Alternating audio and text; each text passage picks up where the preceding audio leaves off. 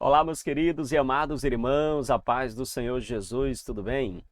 Pare agora por um instante e se pergunte: o que é de fato adorar a Deus?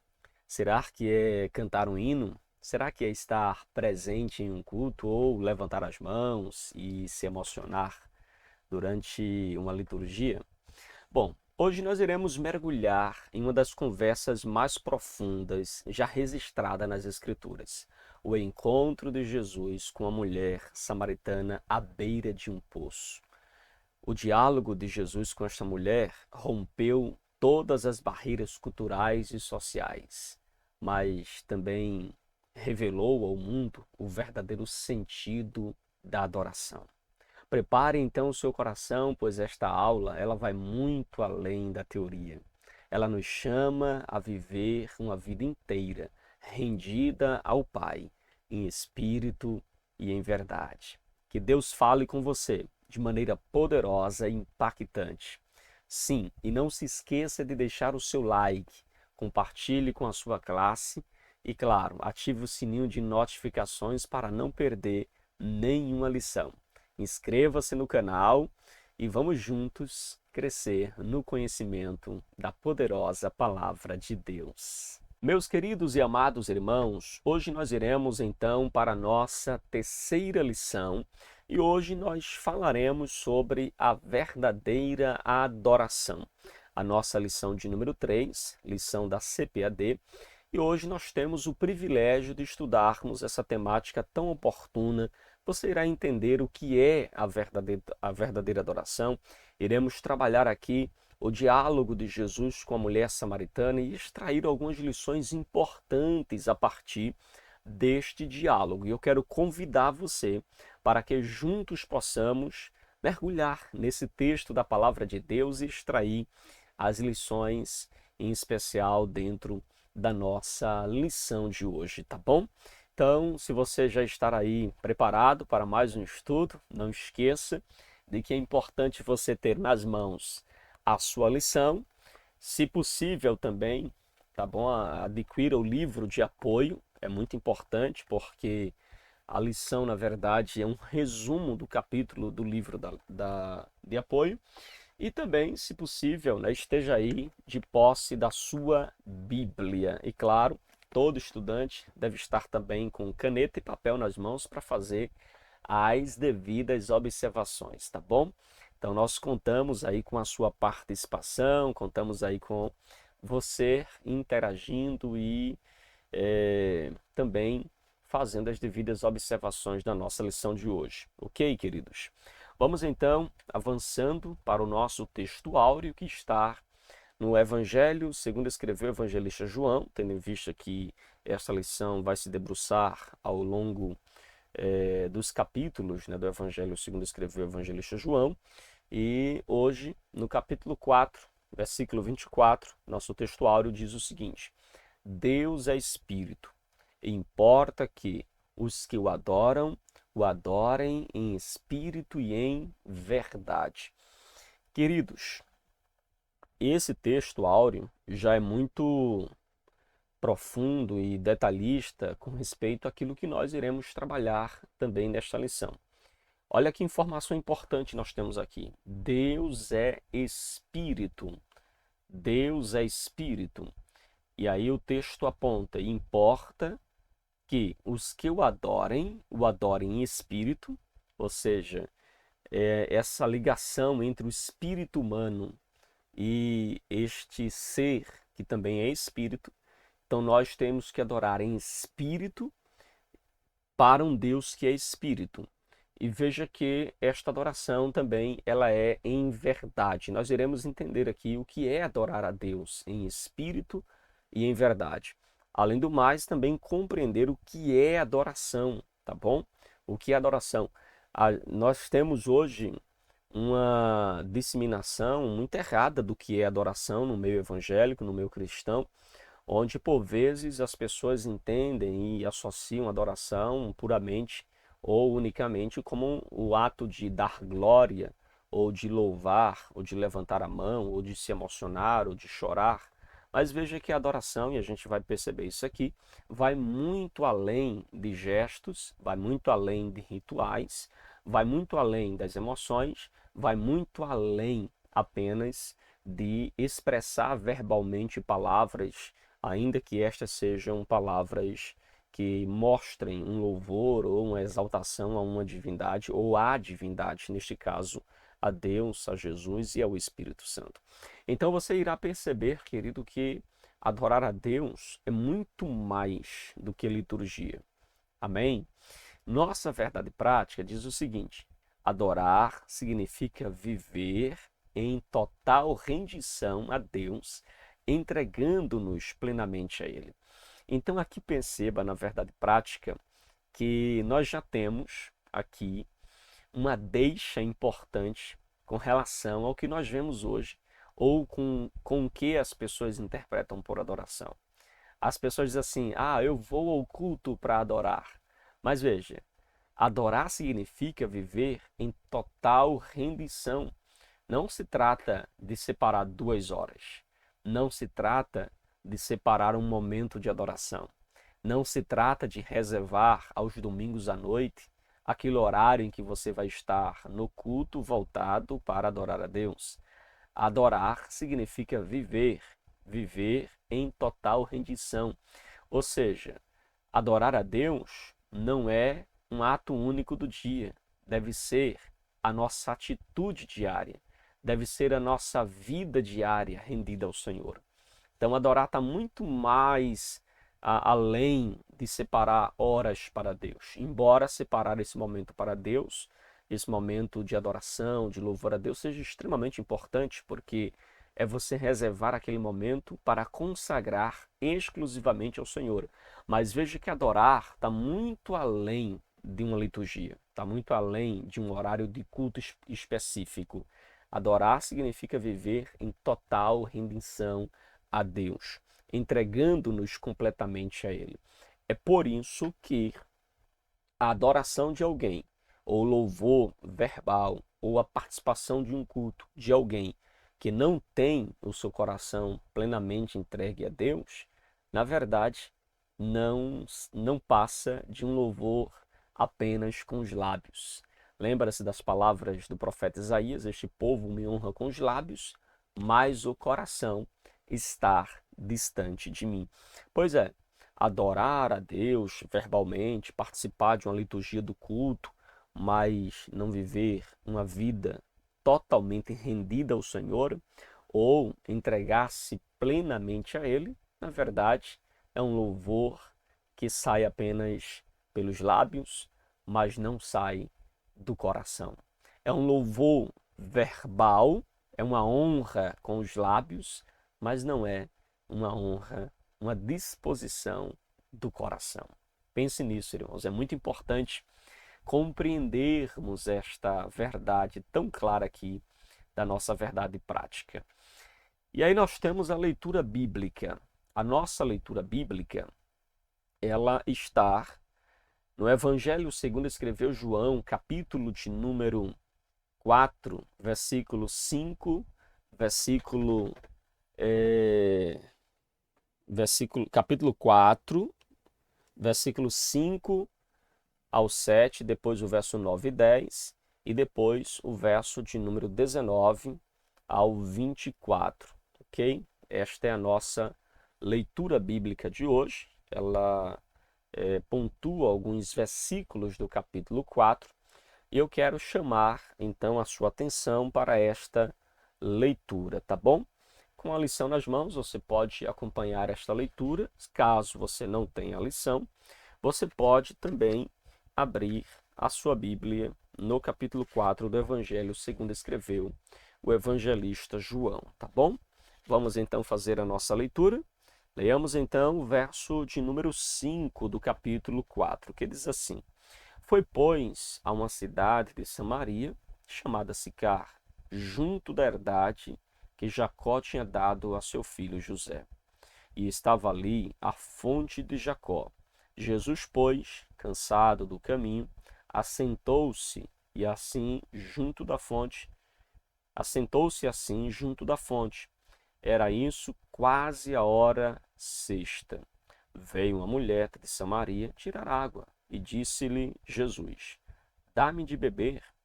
Verso de número 9. Disse-lhe, pois, a mulher samaritana: Como sendo tu judeu, me pedes de beber a mim, que sou mulher samaritana? Porque os judeus não se comunicam com os samaritanos. Verso de número 10. Jesus respondeu e disse-lhe: Se tu conheceras o dom de Deus, e que é o que te diz, dai-me de beber, tu lhe pedirias, e ele te daria água viva. Os versículos de número 19 ao verso de número 24 nos diz assim: Disse-lhe a mulher: Senhor, vejo que és profeta. Nossos pais adoraram neste monte, e vós dizeis que é em Jerusalém o lugar onde se deve adorar. Disse-lhe Jesus: Mulher, crê-me, a hora vem em que nem neste monte, nem em Jerusalém adorareis ao Pai.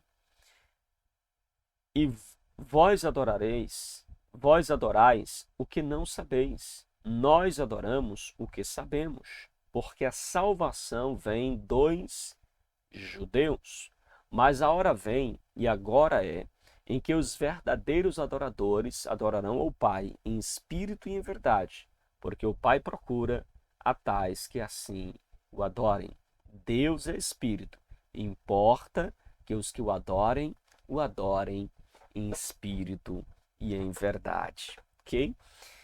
Eu não vou me deter à leitura, tendo em vista que nós iremos pontuar aquilo que é necessário no corpo da nossa lição, tá bom? Então vamos avançar aqui para o nosso objetivo da lição de hoje. Primeiro é esclarecer a você, aluno, o diálogo de Jesus com a mulher samaritana. Iremos trabalhar aqui para que você compreenda esse diálogo. Segundo, fazer com que os alunos, ou seja, fazer com que você compreenda que a verdadeira adoração é um ato de redenção total a Deus. E, por fim, integrar os princípios da adoração bíblica à vida de serviço e entrega a Deus. Então, a lição de hoje tem como palavra-chave, tem como ideia central trabalhar o conceito, a etimologia e o significado do que é a adoração, tá bom? Então vamos assim trabalhar nessa temática dentro do diálogo de Jesus com a mulher samaritana. E claro, é importante que você esteja com a sua Bíblia em mãos para que possamos trabalhar o texto do Evangelho de João capítulo 4, que nos trata, onde a nossa lição trata diretamente em seus pontos o capítulo de número 4, tá bom? Então se você puder agora manter a sua Bíblia aí aberta, para que juntos possamos visualizar esse diálogo de Jesus com a mulher samaritana e compreendermos também essa questão da adoração que é tratada por Jesus no diálogo com esta mulher, respondendo esta pergunta teológica que surge aí, ou que é respondida por Jesus mediante a pergunta desta mulher. Amém, queridos? Então vamos aqui já adentrando para o nosso ponto 1, que fala sobre o encontro em Samaria e duas preciosas lições. É interessante que no capítulo de número 4, a Bíblia diz que Jesus ele deixa de lado as discussões, os diálogos e os embates com os escribas e fariseus. E então Jesus ele segue, ele deixa ali a Judéia e retira-se outra vez para a Galiléia. E a Bíblia diz que e era-lhes necessário passar pela região de Samaria.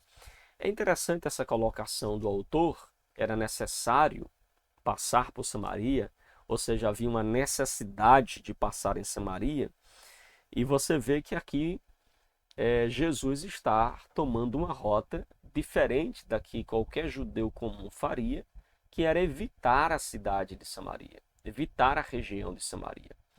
Embora o percurso da Judéia para a Galiléia seja mais curto passando pelas terras de Samaria, obviamente os judeus, por causa da falta de comunicação, da divisão que havia entre judeus e samaritanos, eles preferiam caminhar por um percurso mais longo desde que não precisasse passar pela terra dos impuros samaritanos. E é por isso que você encontra por diversas vezes Jesus, inclusive refutando algumas ideias dos fariseus e citando como exemplo algumas figuras dos samaritanos. Por exemplo, a parábola do bom samaritano. Jesus está diretamente ali dando uma lição de moral para os judeus que julgavam-se santo, como principalmente um dos homens mais santos considerado pelos judeus, que era o próprio sacerdote ou o sumo sacerdote, e também ali os levitas, que eram homens que estavam diretamente envolvidos com o culto, com a adoração, com a liderança espiritual de Israel. E então Jesus mostra que o, o, o fariseu, ou melhor, o sacerdote e o levita passaram de largo quando viram um homem prostrado no caminho. E aí Jesus mostra um homem samaritano parando e dando toda a atenção devida, todo o cuidado devido àquele homem. E Jesus então mostra nitidamente a diferença entre judeus e samaritano e contraria a mentalidade dos judeus sobre os samaritanos, porque principalmente os escribas e fariseus que consideravam os samaritanos impuro, imundo. E então Jesus dá uma lição muito grande mostrando aí a compaixão, a misericórdia dada pelo bom samaritano, em detrimento daqueles que deveriam de fato demonstrar justiça, bondade, compaixão, como era o caso dos sacerdotes e dos levitas. E você vê então Jesus nesses embates, né, sempre dando uma ênfase de que a concepção que eles tinham dos samaritanos, na verdade, não estava correta, não estava certa. E então aqui Jesus, o texto nos aponta que era necessário Jesus passar por Samaria. E aí muitos têm feito conjecturações e devidas colocações sobre do porquê era necessário passar por Samaria. Alguns dizem que porque Jesus estava cansado, outros dizem porque Jesus queria então passar por um caminho mais curto, outros porque Jesus queria quebrar as barreiras raciais e também discriminatórias com a região de Samaria. Enfim, muitas são as opiniões concernente o porquê era necessário Jesus passar em Samaria. Eu penso, particularmente, que era a providência divina para que esse diálogo acontecesse, para que isto que nós temos aqui no capítulo 4 tivesse para nós como uma verdadeira lição de vida, de espiritualidade, de adoração. Então eu penso que isso acontece por providência divina. Era necessário que Jesus passasse por Samaria, porque lá havia uma mulher, não apenas ela, mas uma aldeia, uma cidade que precisava ser também alcançada pelo poder do Evangelho. E é isso que vai acontecer. Então era necessário Jesus passar por Samaria. E aí a gente percebe que há duas lições importantes que nós aprendemos por este fato de Jesus passar em Samaria. Primeiro, nós encontramos Jesus sentado à beira de um poço conhecido ali como um poço de Jacó, ou seja, um poço que Jacó tinha cavado para os seus descendentes. E enquanto Jesus senta ali na beira do poço, seus discípulos vão às aldeias comprarem comida ou trazerem comida para Jesus. Jesus então fica sentado na beira do poço, num momento assim bem mais reservado, sozinho, e num horário bastante crítico, porque segundo alguns comentaristas bíblicos, era comum as pessoas irem ao poço para tomar água ou para buscar água pela manhã ou no final da tarde. Mas Jesus, já próximo ali do meio-dia, da hora sexta, Jesus então se aproxima daquele poço e neste momento, por volta ali de meio-dia, vem uma mulher buscar água. Provavelmente ela escolheu este horário estrategicamente, talvez porque ela quisesse isolamento, porque ela quisesse evitar constrangimentos, ou evitar olhares ou comentários, ou porque ela não era muito bem aceita socialmente. Então ela vai buscar água num momento bem diferente do que comumente as pessoas desceriam o poço. Ela vai de meio-dia, o sol calcicante, o tempo era árido, seco. Aquela mulher estava então indo ao poço num horário bastante incomum, ou num horário, inclusive, que não despertasse a atenção de ninguém. Mas, para sua surpresa, ela avista um homem sentado à beira do poço e, ainda para aumentar a sua surpresa, este homem pede a ela água para beber. A mulher percebe que o homem era judeu pela sua veste, percebe que ele era judeu, é, talvez pela forma e a característica como Jesus se vestia, inclusive, como ele falou, ela percebe que ele é um judeu. Logo, ela pensou, bom, se fosse um samaritano, eu poderia até sofrer uma crítica, porque eles me conhecem, eles sabem quem eu sou, mas já que ele é judeu, provavelmente ele não me conhece, não sabe nada sobre mim, e também não há diálogo entre nós. Essa mulher se aproxima, começa a tirar a água, de repente, Jesus quebra o gelo, quebra as barreiras raciais, as barreiras também culturais, as barreiras históricas. Jesus quebra todo o protocolo e começa um diálogo com esta mulher. Interessante que Jesus, então, pede para ela exatamente aquilo que ela veio buscar. Jesus estava sentado à beira do poço e Jesus pede, então, dai-me de beber.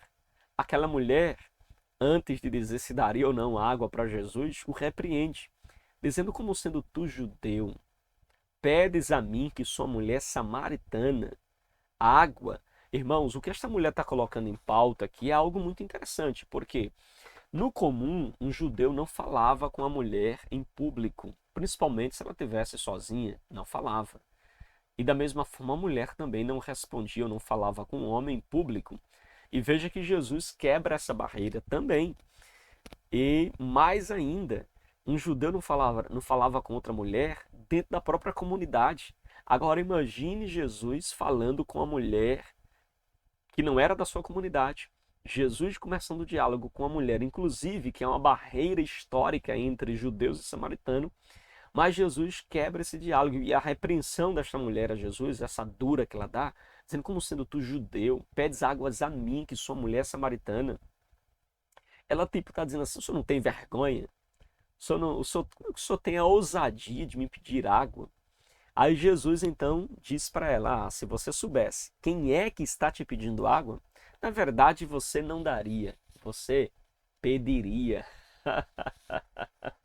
Meu Deus, irmãos, você pediria.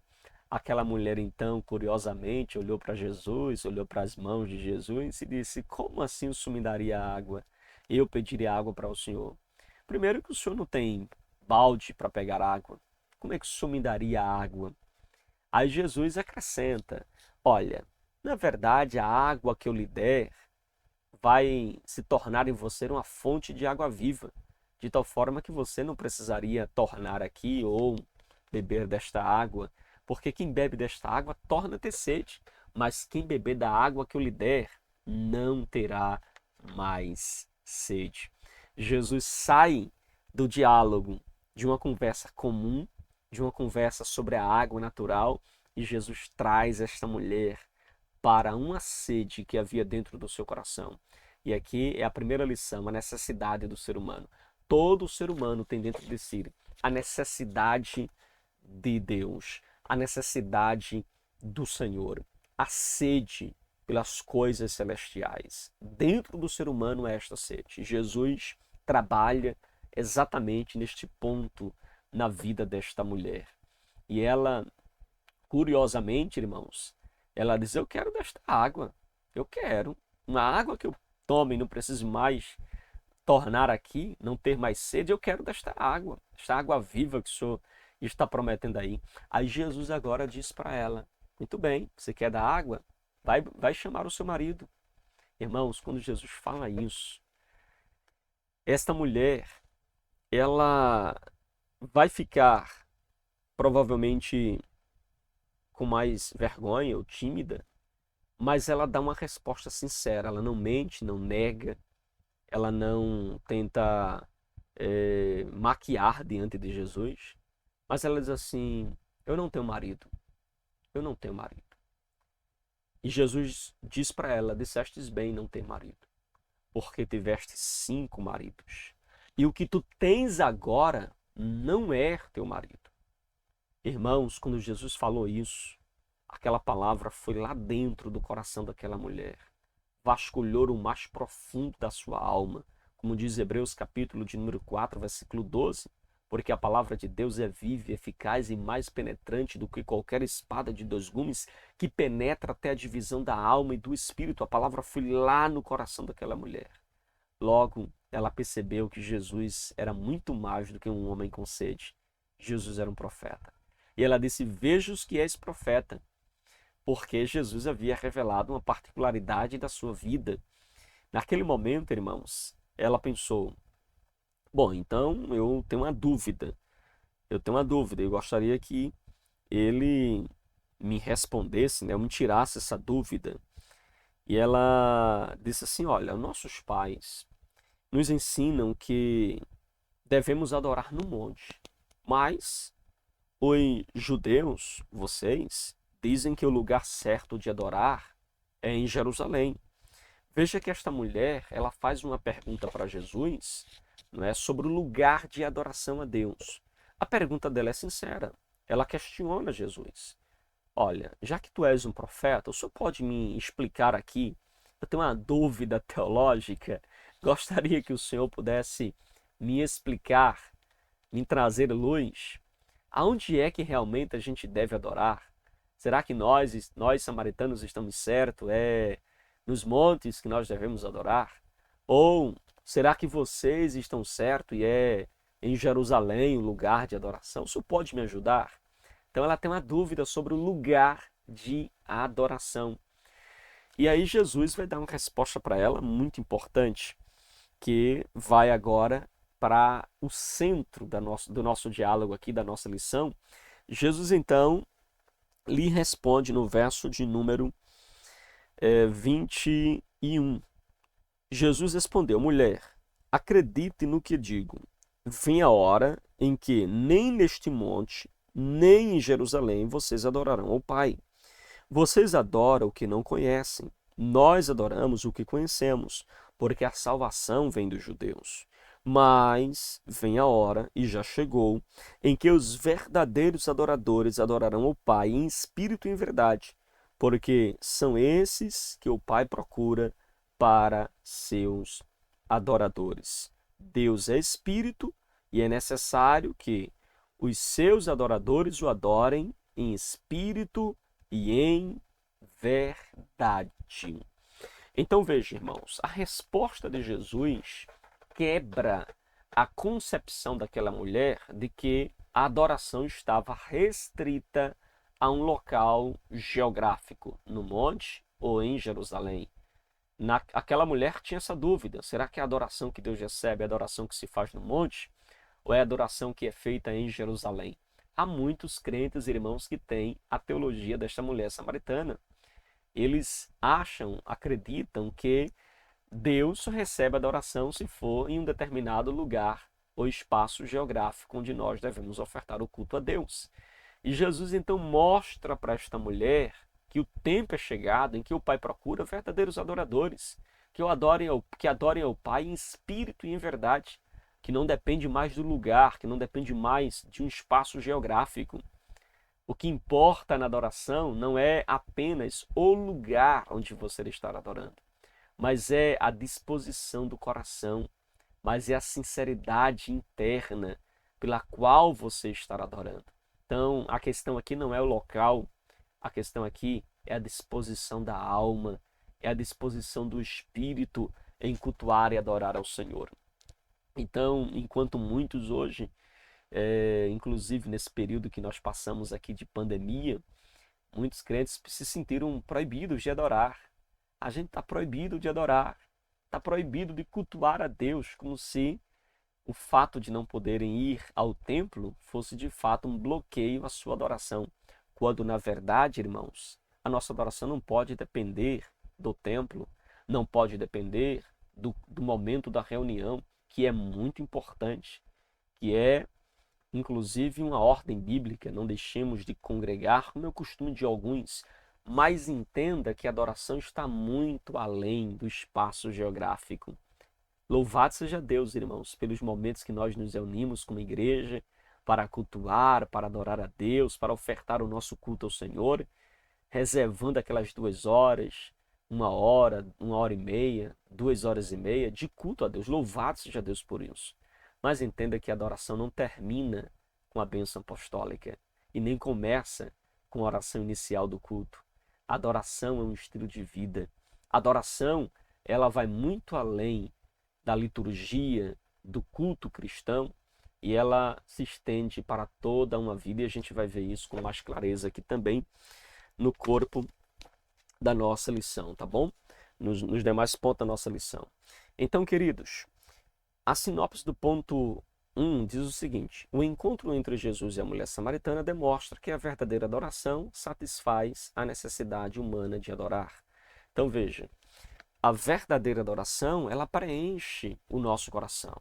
Ela preenche o vazio que há dentro do nosso coração. Compreende? Vamos então para o nosso ponto 2, que fala sobre o ensino de Jesus a respeito da verdadeira adoração. E aí, vamos pontuar aquilo que nós acabamos de falar com os irmãos. Qual é o ensino de Jesus a respeito da verdadeira adoração? Primeiro, que Jesus ensina que a adoração não depende de um lugar específico, nem no monte, nem em Jerusalém, mas o Pai procura aqueles que o adoram em espírito e em verdade. Então, nós iremos ver aqui, através deste ensino de Jesus, a importância da adoração, certo? Qual é a verdadeira adoração? E iremos ver também que o que Jesus nos ensina a respeito da prática da adoração. Quando Jesus fala sobre a água viva, aquele que tem sede, vem e beba, da água viva e da água que eu lhe der, lhes tornará nele uma fonte para jorrar para a vida eterna. Jesus está usando a água como símbolo do Espírito Santo. Ou seja, aquele que bebe, que crê em Jesus, recebe o Espírito Santo, este terá dentro de si agora uma fonte. O poço de Jacó, irmãos, não era uma fonte de água viva. O poço de Jacó era alimentado por água da chuva. O poço de Jacó era cheio por causa do orvalho que descia dos montes e enchia aquele poço, e ali as pessoas buscavam água para si. Mas Jesus está falando aqui de uma água viva, e essa água viva é uma referência à presença do Espírito Santo no nosso coração, como ele nos ensina aqui em João capítulo 4, versículo 14. Então veja que essas palavras de Jesus se refere aí ao Espírito Santo habitando dentro de nós e que faz de nós então a fonte de água viva que jorra para a vida eterna. Assim, à luz das suas palavras neste capítulo, a verdadeira adoração a Deus não está mais ligada a um local específico como Jerusalém ou Samaria. A presença de Deus já não está mais restringida a um espaço geográfico, mas está presente em todos os lugares. Aonde existir um coração adorador, ali está também a adoração sincera, verdadeira. Onde houver um coração inclinado, um coração devoto ao Senhor, independente do lugar. Então veja que a adoração, ela, mais do que uma adoração formal e ritualística, a adoração autêntica, ela possui essencialmente um caráter espiritual. O texto diz que Deus é espírito e é necessário que aqueles que o adorem em espírito e em verdade. Então veja, Jesus e a verdadeira adoração. Queridos, o que é adorar em espírito e em verdade?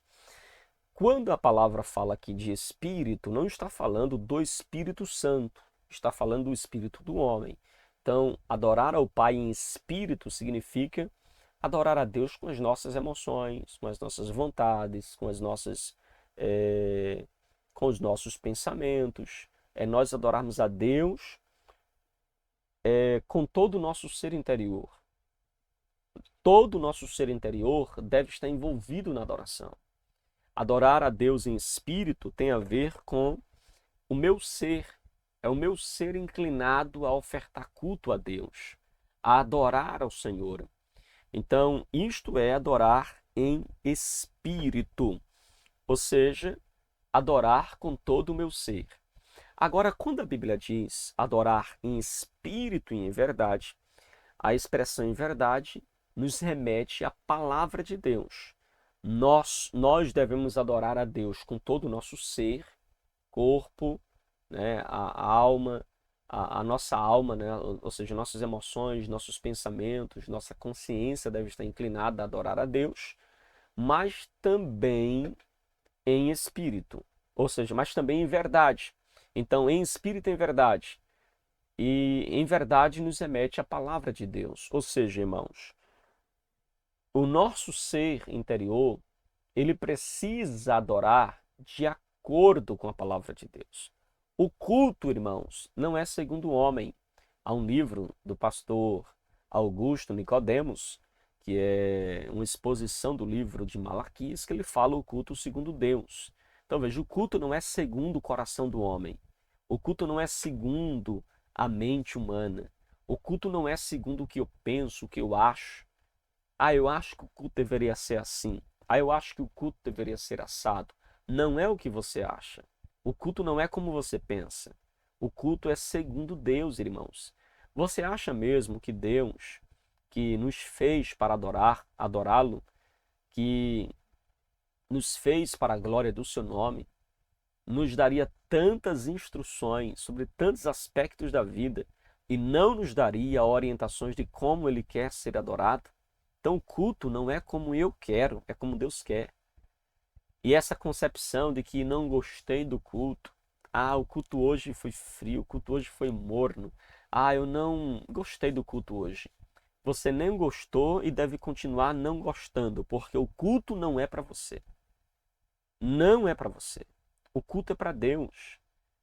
Quando você diz não gostei do culto, você está dizendo eu não gostei do que eu ofertei. É isso que você está dizendo? Porque o culto é uma oferta. O culto é você ofertando a Deus. Então vejam, essa ideia de não gostar do culto, quem tem que gostar ou não do culto não é você. Quem tem que gostar ou não do culto é Deus. Quem aprova o culto, se foi bom ou se foi ruim, é Deus. Então, você quando entrar num momento de adoração, num momento de louvor, for separar momentos para estar com Deus, reflita se o que você está ofertando é agradável a Deus. Não é se é agradável a você, não é se isso é agradável às pessoas.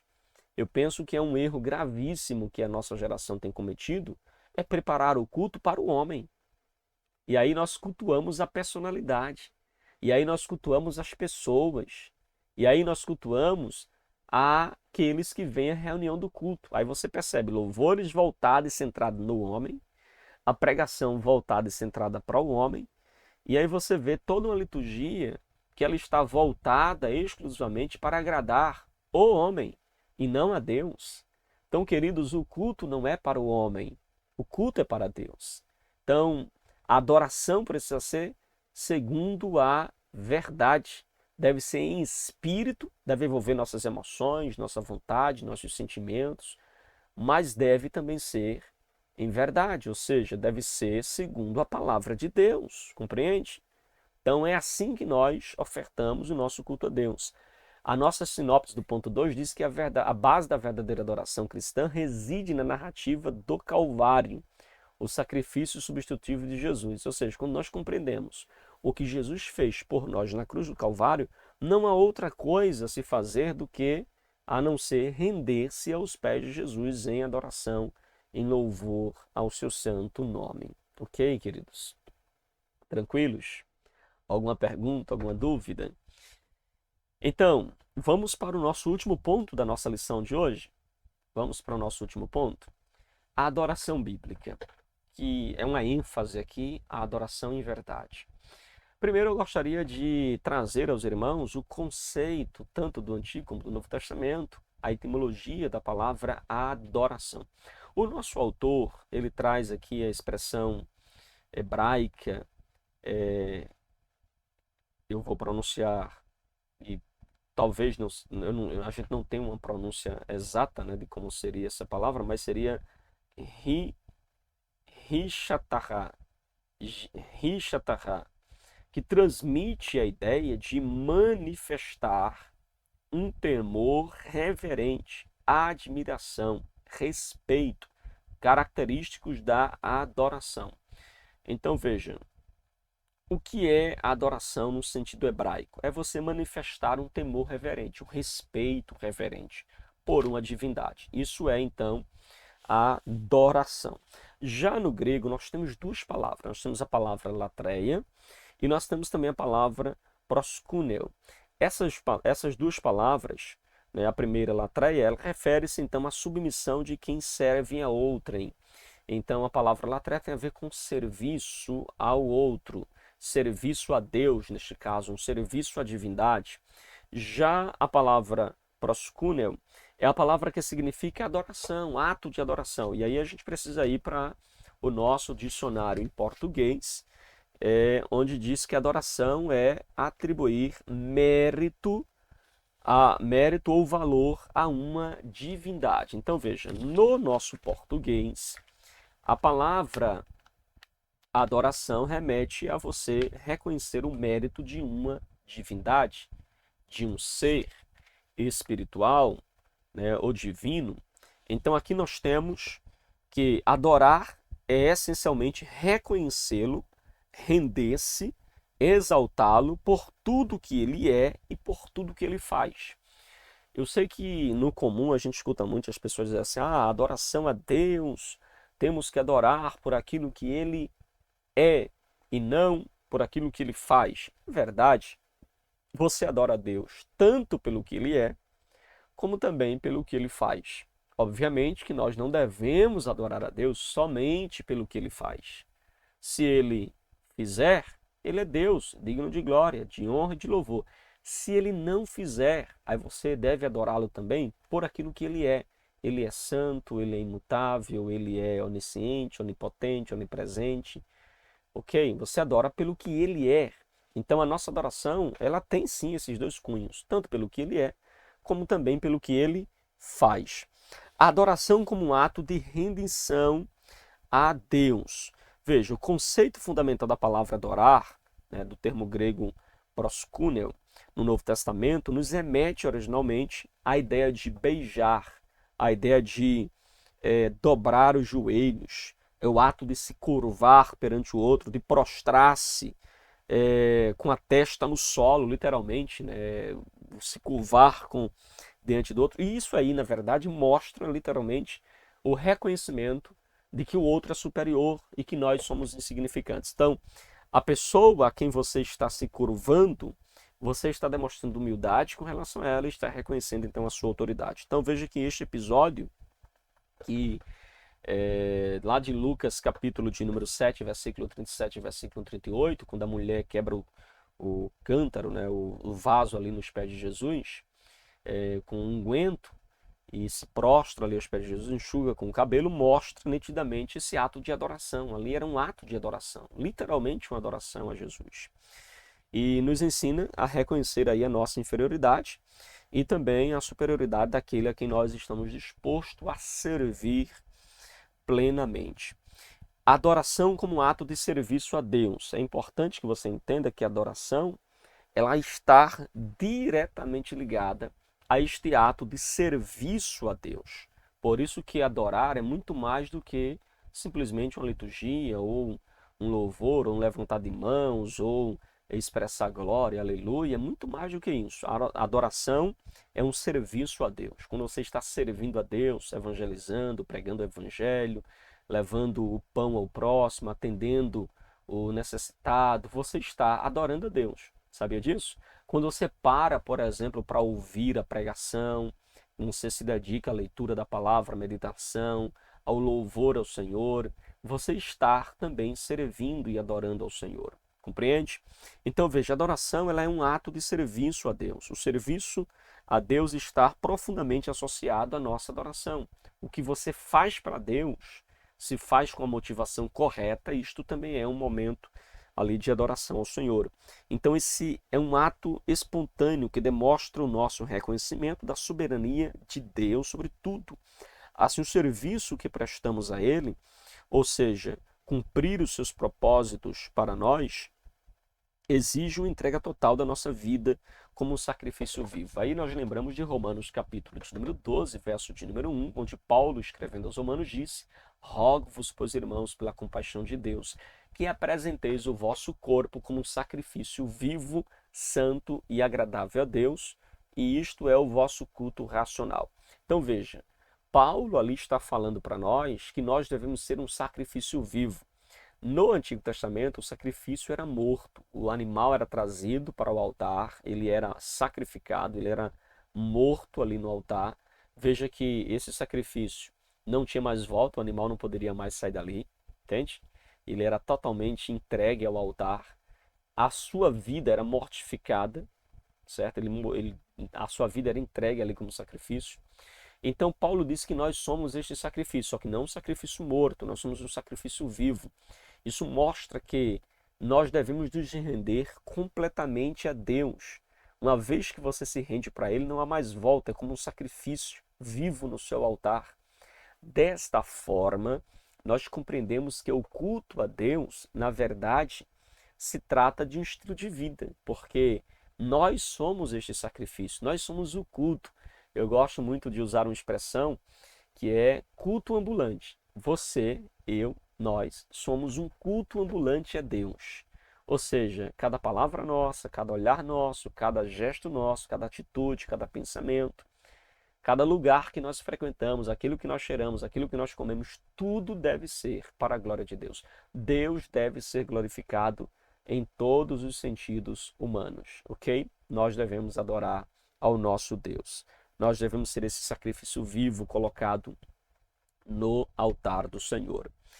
E isso trata-se de uma entrega completa a Deus através da nossa existência. Nossa vida deve ser esta oferta viva, contínua, colocada no altar do Senhor. E aí nós percebemos que a adoração é também, a adoração, ela é uma experiência interior, né, do nosso coração. A adoração como um ato de serviço a Deus, ok?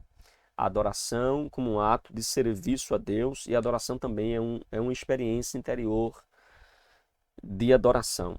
Sentimos aí a necessidade profunda de adorar a Deus, conforme é lembrado no Salmo de número 42, a minha alma tem sede de Deus, Deus vivo. Quando entrarei e me apresentarei ante a face de Deus. A gloriosa presença do Deus Todo-Poderoso satisfaz todas as carências da pessoa. Assim, a verdadeira adoração envolve uma postura interior que permite ao crente estabelecer um vínculo profundo com Jesus e reconhecendo como Senhor e Salvador de nossas vidas. Ok, queridos? Tranquilos? Então, aqui nós chegamos ao finalzinho de mais uma lição, de mais um estudo, onde nós focamos aqui nos ensinos práticos de Jesus a respeito da adoração e, por consequência, também discutimos um pouco sobre a doutrina da adoração cristã. E o capítulo 4 de João nos revela, né, valiosíssimas lições no que diz respeito à necessidade do ser humano em beber da água viva que Jesus tem para dar, e também da necessidade de nós adorarmos a Ele em espírito e em verdade. Ok, queridos? Tranquilos? Amém? Alguma pergunta, alguma dúvida até aqui? Tá tranquilo? Então vamos para o finalzinho aqui. Eu separei uma frase para os irmãos. Adorar a Deus não é uma performance externa, mas uma entrega profunda do coração. Adorar a Deus não é somente levantar as mãos, dar bem muito glória alto, eu adoro. Quando eu chego na igreja, eu dou bem muito glória, eu dou bem muito aleluia. Sim, essa é a disposição dos lábios. Mas será que esta é também a disposição do coração? Porque adorar a Deus é muito mais do que performance. É muito mais do que gestos, grito, glória, aleluia, levantar a mão, ficar de pé. É assim? É muito mais do que isso. Se trata de uma entrega profunda do coração. Porque Deus, irmãos, não fica impressionado com teatro, viu? Vou repetir. Deus não fica impressionado com teatro. Não fica. Quando você levanta a mão para adorar a Deus, o seu coração deve estar também envolvido com isto. Se você se curva para adorar a Deus fisicamente, se lança no chão, se ajoelha, né? Assim, Você vê aquelas pessoas que adoram, né? Se lançam no chão e se quebrantam, né? Assim, e se ajoelham e choram e levantam as mãos e se abaixam. Se isto estiver acontecendo, mas não for a mesma coisa ou a mesma atitude do coração, irmãos, isso é teatro. Mais importante do que o que nós externalizamos ou aquilo que nós fazemos externamente é aquilo que está dentro do nosso coração. Deve haver uma coerência. Não curve apenas o corpo diante de Jesus. Curve o seu espírito, a sua alma, a sua vida esteja curvada diante de Cristo. Compreende? Que Deus em Cristo nos ajude. Que Deus em Cristo abençoe você. E muito obrigado por ter ficado conosco até aqui, tá bom? Meus queridos e amados irmãos, chegamos ao finalzinho então de mais uma aula para a glória de Deus aqui do seu canal EBD Explicada 2.0. Que Deus te abençoe e aguardo você na nossa próxima aula, na nossa próxima pré-aula, em nome de Jesus, tá bom? Fica na paz, que Deus te abençoe e até a nossa próxima aula aqui do seu canal EBD Explicada 2.0.